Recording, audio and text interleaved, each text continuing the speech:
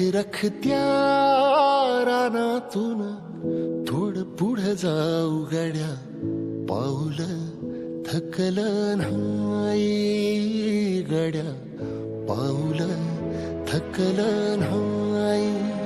सुकलेल्या भाकरीला पानसंग खाऊ गड्या, पाऊल थकलं नाही गड्या, पाऊल थकलं नाही. झालो बरबाद जरी बसला घाव उरी, गलेची आग सार जाळून विजाईना. अडला घास असा काळा वनवास असा, पण ह्यो ध्यास अजून बी माग राहीना.